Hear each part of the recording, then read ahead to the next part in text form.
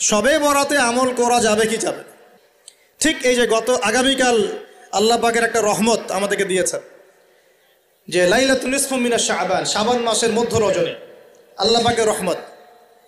এই বিষয়টাকে নিয়েও বাংলাদেশে আমি দেখলাম, এটা নিয়ে আমি লেকচার দিতে চাই নাই, কারণ এগুলো আমি আসলে খুব একটা মাহফিলেও বলি না, এটা আমার ট্র্যাকও না, আমি অন্য বিষয়গুলো নিয়ে বেশি কথা বলি। ঠিক এই যে এই ইস্যুটাকে নিয়েও কথা বলতে শেষে বাধ্য হচ্ছে, কারণ দেখলাম অনলাইন অফলাইনে দুইটা দল দুইটাই চরমপন্থী। একদল অতিরিক্ত বাড়াবাড়ি, একটা অতিরিক্ত ছাড়াছাড়ি। বাড়াবাড়ি আর ছাড়াছাড়ি। একটা অতিরিক্ত বাড়াবাড়ি, সে একদম শবে বরাতকে মনে হয় লাইলাতুল কদরের উপরে নিয়ে যাচ্ছে আর কি। লাইলাতুল নিসফু মিনাশ শাবানকে কোনো কোনো ক্ষেত্রে বাড়াবাড়ি পন্থীরা একদম লাইলাতুল কদরের উপরে নিয়ে চলে যাচ্ছে। আর ছাড়াছাড়ি যারা, তারা বলছে এই রাত্রে কোনো কিছুই করা যাবে না। দুইটাই চরমপন্থী, বুঝতে পারছেন না মনে হয় কথা। একদল এটাকে নিয়ে এত বেশি বাড়াবাড়ি করছে যে এটাকে একদম লাইলাতুল কদরের উপরে নিয়ে চলে যাচ্ছে। আরেক দল দেখা যাচ্ছে এটাকে এমনভাবে পরিত্যাগ করছে না, এতে কিছুই করা যাবে না, একদম কোনো ফজিলতি নাই। এখন আসলে মধ্যমপন্থা কি, মাঝখানে আমরা কি করব? তাহলে জানার দরকার আছে কি নাই? অনেক হাদিসের অনেক আলোচনা, প্রায় 40-50 পৃষ্ঠার বই, সব আলোচনা তো মাহফিলে করা সম্ভব না। আমি সারমর্মটুকু বলি। সারমর্ম কি? হাদিসের শবে বরাত নামে কোনো শব্দ নাই, এক নম্বর কথা। কি নাই ভাই? শবে বরাত নামে কোনো শব্দ নেই। আছে লাইলাতুন নিসফু মিনাশ শাবান, শাবান মাসের মধ্য রজনী। শাবান মাসের মধ্য রজনী। শাবান মাস কি? উত্তর, নবী সাল্লাল্লাহু আলাইহি ওয়াসাল্লাম রমজান মাসের পর যে মাসে রোজা রাখতে বেশি গুরুত্ব দিয়েছেন তার নাম শাবান। আমার সাথে বলেন, শাবান মাস কি? নবী সাল্লাল্লাহু আলাইহি ওয়াসাল্লাম রমজানের পরে যে মাসে রোজা রাখতে খুব বেশি গুরুত্ব দিয়েছেন তার নাম শাবান। আয়েশা রাদিয়াল্লাহু আনহা তিনি বলতেন যে শাবান মাস আসলে নবী সাল্লাল্লাহু আলাইহি ওয়াসাল্লাম এত বেশি বেশি রোজা রাখতেন যে মনে হতো তিনি রোজা ছাড়বেনই না, সারা মাস রেখে ফেলবেন। বেশি থেকে বেশি রোজা রাখতেন শাবান মাসে। প্রশ্ন হচ্ছে কেন? উত্তর, এমনিতে এই মাসটা বরকতময় এবং এই মাসে আল্লাহ পাক তার রহমতে বিপুল সংখ্যক মানুষকে জাহান্নাম থেকে মুক্তি দান করেন। সুবহানাল্লাহ। নবী সাল্লাল্লাহু আলাইহি ওয়াসাল্লাম এই মাসকে তাজিম করতেন। এই মাসের সম্মানার্থে, এই মাসে আল্লাহর রহমত বরকতের স্বার্থে নবী করিম সাল্লাল্লাহু আলাইহি ওয়াসাল্লাম এই মাসে বেশি বেশি রোজা রেখেছেন। সুন্নত কি শিখলাম? শাবান মাসে বেশি বেশি রোজা রাখা সুন্নত। একটা কি পেলাম ভাই? শাবান মাসে বেশি বেশি রোজা রাখা সুন্নত। আপনি যদি মুকিম হন, শরীর সুস্থ থাকে, মুসাফির না, আপনার সুস্থতা আছে, সব ঠিক আছে, আপনি চেষ্টা করবেন এই মাসে বেশি বেশি রোজা রাখার। পারা যাবে ইনশাল্লাহ। এটা নবীর সুন্নত হবে। আরেকটা হাদিস মাথায় নিয়ে নেন, আজকে সারা ওয়াজ ভুলে গেলে এই ওয়াজটা ভুলেন না। কি হাদিস?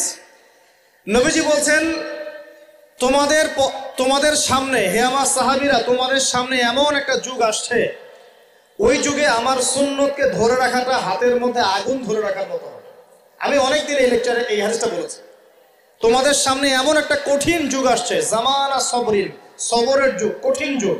ওই যুগে ঈমান ধরে রাখা, মানে আমার সুন্নতের উপর থাকা, হাতে আগুন ধরে রাখার মতো হবে। ওই যুগে যদি তোমরা আমার একটা সুন্নতকে জীবিত করতে পারো, সমাজে একটা সুন্নত মরে গেছে, ওটাকে আবার জীবিত করতে পারো, তাহলে 50 জন শহীদ সাহাবীর নেকি পাবে। হাদিসটা বুঝলেন? শুধু নেকি না, আপনি 50 জন শহীদ সাহাবীর নেকি পাবেন যখন চলমান সমাজে একটা সুন্নত মিটে গেছে, নাই, মানুষ আমল করছে না, কিন্তু আপনি সেটাকে জীবিত করলেন। পারা যাবে ইনশাল্লাহ। একটা দেখাচ্ছি, যেমন সাহাবীদের যুগে মানুষ মসজিদে ঢুকলে কি করতো জানেন? আগে 2 রাকাত নামাজ পড়তো। কি করতো? মসজিদে ঢুকেই, ওযু অবস্থায় মসজিদে ঢুকেই তারা বসতেন না, আগে 2 রাকাত নামাজ পড়তেন, দুখুলুল মসজিদ বা তাহিয়াতুল মসজিদ, তারপরে বসতেন। আর নবীজি বলেছেন কিয়ামতের আগে আগে এই দুখুলুল মসজিদ, তাহিয়াতুল মসজিদ, এই নামাজটা উঠে যাবে। উঠে যাচ্ছে না আস্তে আস্তে। মসজিদে ঢুকলে মানুষ ধাপ করে বসে পড়ে, তাই না? মানুষ ভুলেই গেছে এটা সুন্নত। এখন আপনি যদি এই সুন্নতটাকে আবার জীবিত করতে পারেন, ইনশাল্লাহ 50 জন শহীদ সাহাবীর নেকি পাবেন। সমাজে এখন দাড়ি শেভ করা ফ্যাশন হয়ে গেছে, বুঝছে না? অনেকে শেভ না করলে চাকরি দেয় না, শেভ না করলে কি হয় না, চাকরি পাওয়া যায় না। স্কুলে তো না, কলেজে গিয়ে পড়তে গেলে ক্লাস করতে দেয় না, দাঁড়িয়ে আছে, যাও সব করে আসো, তাই বলে। এখন সমাজ চলছে উল্টা। এখন যদি আপনি নবীর সুন্নতকে আবার জীবিত করতে পারেন, 50 জন শহীদ সাহাবীর নেকি পাবেন। রাতে ঘুমানোর সময় একটা সুন্নত আছে, 33 বার সুবহানাল্লাহ, 33 বার আলহামদুলিল্লাহ, 34 বার কি আল্লাহু আকবার। বহু মানুষই পড়ে না। আপনি যদি পড়তে পারেন ইনশাআল্লাহ আল্লাহ পাক আপনাকে নেকি দিবেন। সমাজের বহু মানুষ চুল একদম এখন মেসি রোনাল্ডো কাট, তাই না? মেসি কাট আর রোনাল্ডো কাট। আর আমি সিলেট অঞ্চলে দেখে আসছি একদম লন্ডন কাট, 2 পাশ ছিলে মাঝখানে চুল, লন্ডন থেকে শিখে আসছে। এখন চুলেরও কিন্তু সুন্নত আছে, আছে কি নাই? দাড়ির যেমন সুন্নত আছে, চুলের সুন্নত নাই। একদম সামন পিছন সমান করতে পারেন, অথবা যদি চুল নাই থাকে তাহলে চুল মাথা মুন্ডন করেও রাখতে পারেন। অনেক সাহাবীর মাথা মুন্ডিত ছিল। আবার অথবা কানের লতি পর্যন্ত বা কাঁধ বাবড়ি রাখতে পারেন। এটা চুলের সুন্নত হলো কিনা? এখন সমাজের সব মানুষ এই সুন্নতটাকে ভুলে গেছে। আপনি সুন্নত মনে করে রেখেছেন, ইনশাল্লাহ আপনি নেকি পাবেন ইনশাআল্লাহ। এরকম অগণিত সুন্নত আছে, অগণিত, যেগুলো আমাদের সমাজ থেকে আস্তে আস্তে উঠে যাচ্ছে। আমি খুব দুঃখের সাথে বলছি, অনেক মসজিদে ফরজ নামাজ পড়ার পরে আমরা কি করি? একটা মোনাজাত করি, আল্লাহুম্মা আমিন বিরহমাতিকা ইয়া আরহামার রাহিম, ব্যাস উঠে চলে গেলাম, তাই না? উঠে চলে যায় না? তারপর স্যান্ডেল নিয়ে বাইরে চলে গেল। অথচ সালাম ফিরানোর পরে একবার বলতে হয় আল্লাহু আকবার। কি বলতে হয়? 3 বার বলতে হয় আস্তাগফিরুল্লাহ আস্তাগফিরুল্লাহ আস্তাগফিরুল্লাহ। বলতে হয় আল্লাহুম্মা আনতাস সালাম ওয়া মিনকাস সালাম তাবারাকতা ইয়া যাল জালালি ওয়াল ইকরাম। একবার পড়তে হয় আয়াতুল কুরসি, 33 বার সুবহানাল্লাহ, 33 বার আলহামদুলিল্লাহ, 33 বার আল্লাহু আকবার, তারপর কালিমা শাহাদা। এরপর সূরা ফালাক একবার, সূরা নাস একবার, ইখলাস একবার। আরো অনেক দোয়া আছে, আল্লাহুম্মা লা মানিআ লিমা আ'তাইত ওয়া লা মু'তিয়া লিমা মানা'ত ওয়া লা ইয়ানফা'ু যাল জাদ্দি মিনকাল জাদ। পড়তে হয় আল্লাহুম্মা ইন্নী আউযু বিকা মিনাল হাম্মি ওয়াল হাযান ওয়াল আজজি ওয়াল কাসালি ওয়াল বুখলি ওয়াল জুবন ওয়া দালা'id দাইন ওয়া গালাবাতির রিজাল। পড়তে হয় আল্লাহুম্মা আ'ইন্নী আলা যিকরিকা ওয়া শুকরিকা ওয়া হুসনি ইবাদাতিক। আরো অনেক দোয়া আছে। দেখেন তো, মোনাজাত করেন, আমি তো না করছি না, আমি তর্ক করতে আসি না এখানে, এটা নিয়ে আমি ঝগড়া করতে আসি না। কিন্তু এই সুন্নতটা যে উঠে গেল, মোনাজাতটা করে যে মসজিদ থেকে বের হয়ে চলে গেলেন, এই সুন্নতটার উপর আমল কে করবে? সুন্নত উঠে গেল না? আপনি যদি বসে এখন সুন্নতটা প্রতিষ্ঠা করেন, নেকি পাবেন ইনশাআল্লাহ। এগুলো তো গেল আমলিয়াত। সমাজ চলছে সুদের উপরে, আপনি যদি হালাল অর্থনীতি প্রবর্তন করতে পারেন তাহলে কত নেকি পাবেন? সমাজ চলছে জেনায়, আপনি এখন পর্দা প্রতিষ্ঠা করলেন, তাহলে কত নেকি পাবেন? সমাজে চলছে দুর্নীতি, আপনি এখন আমানতদারিতা ইনসাফ প্রতিষ্ঠা করলেন, কত নেকি পাবেন? সমাজে চলছে শয়তানি, সব শয়তানি। কি চলছে? শয়তানি। এখন আপনি আল্লাহ রাব্বুল আলামিনের ওহী প্রতিষ্ঠা করলেন, কত নেকি পাবেন? নিঃসন্দেহে আর অনেক বেশি নেকি পাবেন। আল্লাহ পাক আমাদেরকে সেই লক্ষ্যে কাজ করার তৌফিক দান করুন। প্রিয় ভাইরা, যে কথা বলতে এখানে আসলাম, এক বাড়াবাড়ি এক কি ছাড়াছাড়ি, এর মাঝখানে কি একটা ফজিলত জানলাম। শাবান মাস মানেই এই মাসে নবীজি বেশি বেশি রোজা রাখতেন। তাহলে আমরা কি করবো এই মাসে ভাই? 1 নম্বর কাজ, বেশি বেশি রোজা রাখার চেষ্টা করবো ইনশাআল্লাহ। আল্লাহ তৌফিক দান করবেন। এবার আরেকটা পয়েন্ট বলি, সামনে রমাদান মাস। রমজান মাস আসলে আমরা মাশাআল্লাহ পরিপূর্ণ মুসলিম হওয়ার চেষ্টা করি, কিন্তু সারা বছর এটা ধরে রাখতে পারি না। রমজান মাসে যে নামাজ পড়ে না সেও মসজিদে যায়। দেখা যায় যে জুমার নামাজও পড়ে না, ও তারাবির নামাজ পড়তে যায়, যায় কি না? ওই দিন গিয়ে বলে এসি দেন, ইমাম সাহেব এসি অন করেন, তাই না? সারা বছর তো আসে নাই। ওই দিন গিয়ে ইমাম সাহেব এসি বন্ধ কেন? এই মুয়াজ্জিন সাহেব ফ্যান দেন। তখন ওখানে গিয়ে মানে কি বলবো, হ্যাঁ মাতব্বরি করে আর কি। যাক, তারপরেও যে মসজিদে আসছে আমরা দোয়া করি আল্লাহ হেদায়েত দান করুন। আমরা তো কাউকে পিছনে ফিরাই দিব না, দিব? এখন রমজান মাস আসলে আমরা মাশাআল্লাহ রোজা রাখি, মানুষকে ইফতার করাই, দান সদকা করি, আমরা যাকাত দেই, তারাবি পড়ি, কোরআন তেলাওয়াত করি, আমরা মাশাআল্লাহ অনেক আমল করি। এই আমলগুলো কি একবারে ধাপাস করে ধরে ফেলা সম্ভব না? একটা আস্তে আস্তে ট্রেনিং প্রসেস লাগে। একটা ফ্যান চালু করলে ফ্যানটা কি শুরুতেই ধাপাস করে ঘুরতে শুরু করবে, নাকি আস্তে স্লোলি সে মোমেন্টাম ধরবে? কোনটা? আস্তে আস্তে সে গতি পাবে না, ধীরে ধীরে গতি পাবে। ঠিক শাবান মাসে এত বেশি রোজা রাখা, ইবাদত করার অর্থ কি? যাতে রমজান মাসে আপনি পরিপূর্ণ ইবাদত করতে পারেন। বুঝতে পারছেন কথা? রমজানে গিয়ে তো শুরুতেই সব ইবাদত ধরে ফেলা সম্ভব হবে না। মনে করেন আগামীকাল পহেলা রমজান, আজকে থেকে আপনি সব ইবাদত একসাথে করতে পারবেন? তখন কি আপনি বেগ পেতে হবে। কিন্তু একটা মাস আগে থেকে যদি ট্রেনিং নেন, ইনশাল্লাহ রমজান মাসে ইজি হয়ে যাবে। এটা একটা কারণ নবী সাল্লাল্লাহু আলাইহি ওয়াসাল্লাম শাবান মাসে বেশি বেশি রোজা রাখতেন, আমল করতেন। আল্লাহ পাক আমাদের সবাইকে শাবান মাসে বেশি বেশি আমল করার তৌফিক দান করুন, যাতে রমজান মাসে গিয়ে আমরা সুবিধা পাই, রমজান মাসের হকটা আদায় করতে পারি। এবার এই মাসে নবী সাল্লাল্লাহু আলাইহি ওয়াসাল্লাম কি বলেছেন একটা হাদিস থেকে আগে বুঝি। এই হাদিসটা সহ অনেক হাদিসে এই একই রকম কথা এসেছে এবং এই হাদিসটা বিশুদ্ধ। এটাকে অস্বীকার করলে হাদিস অস্বীকারী হয়ে যাবে। বাড়াবাড়ি গ্রুপ, ছাড়াছাড়ি গ্রুপ, উভয়ের জন্যই নসিহত।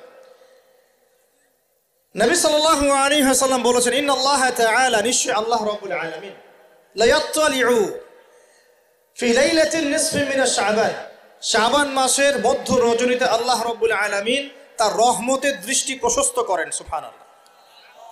আল্লাহ পাক শবে বরাত মানে আমরা যেটা বুঝি প্রচলিত অর্থে, লাইলাতুন নিসফি মিন শাবান, শাবান মাসের মধ্য রজনী, যে 15 শাবানের এই যে রজনী, এই রাতে আল্লাহ রাব্বুল আলামিন তার সৃষ্টির দিকে তার রহমতের দৃষ্টিটা প্রশস্ত করে দেখেন, প্রশস্ত করেন।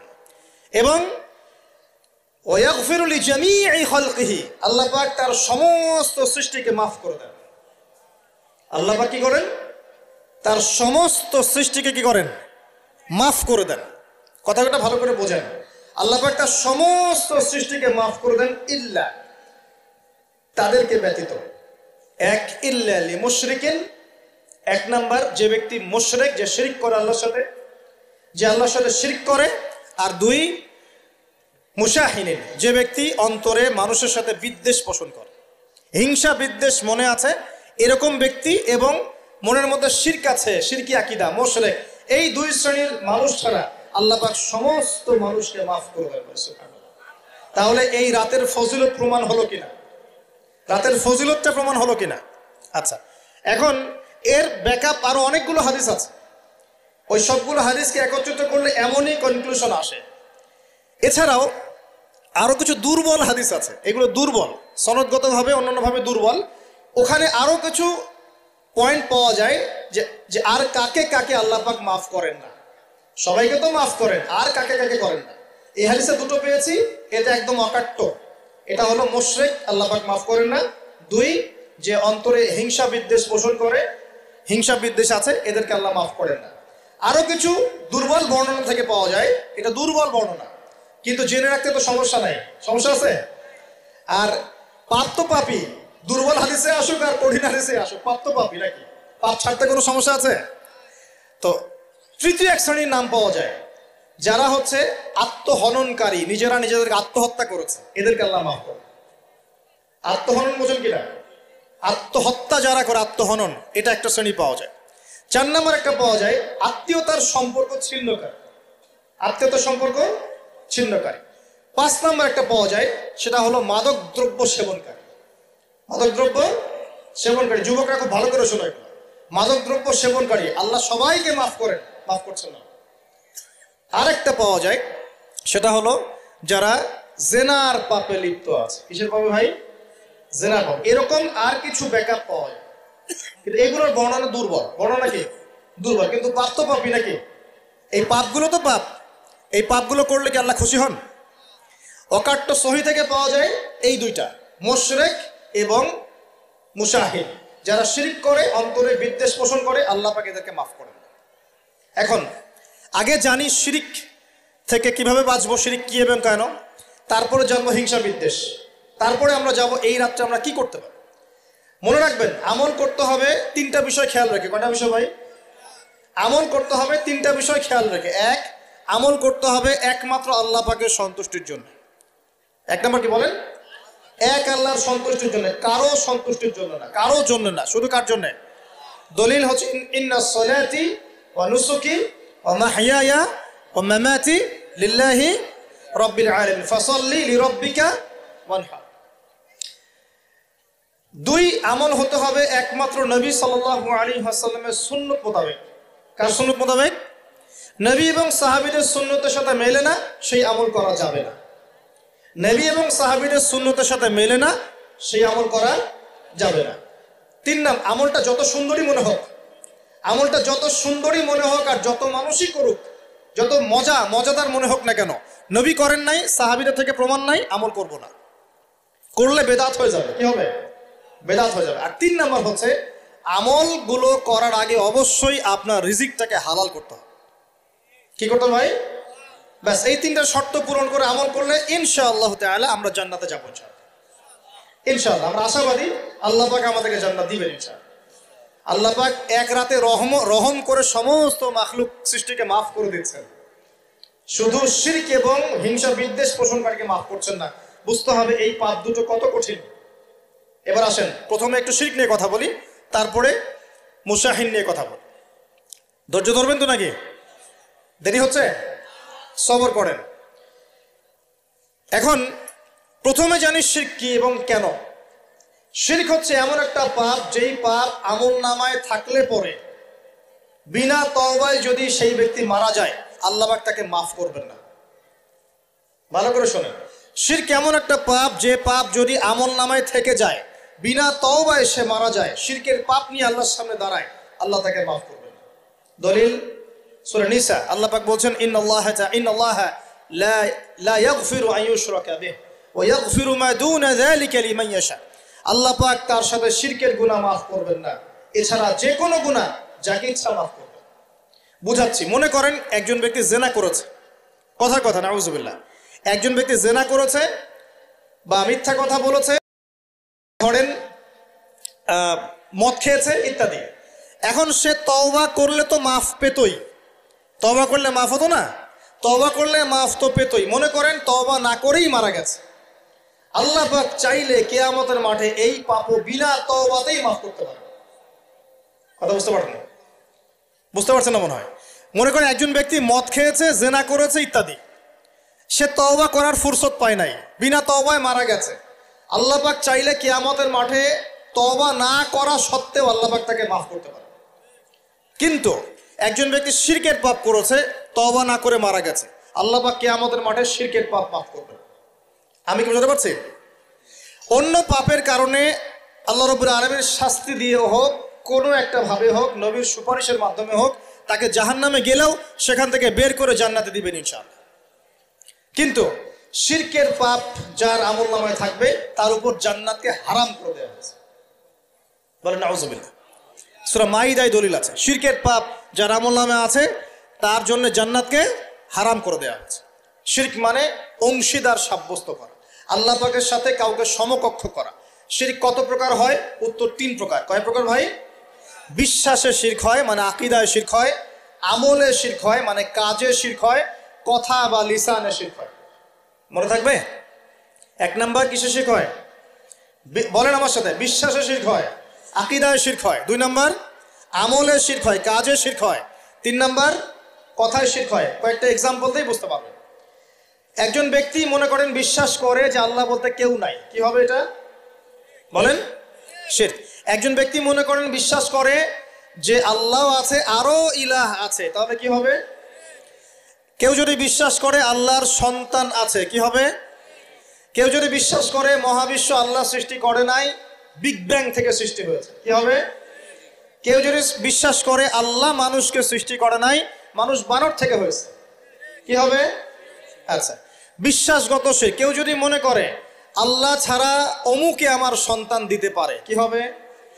কেউ যদি বিশ্বাস করে যে আল্লাহকে পাওয়ার জন্য আমাকে মাধ্যম ওসিলা পূজা করতে হবে, তাহলে কি হবে? কেউ যদি চন্দ্র, সূর্য, গ্রহ, নক্ষত্র, গাছপালা, মূর্তি এসবে পূজা করে, কি হবে? এগুলো বিশ্বাসগত শিরক। কেমন শিরক ভাই? বিশ্বাসগত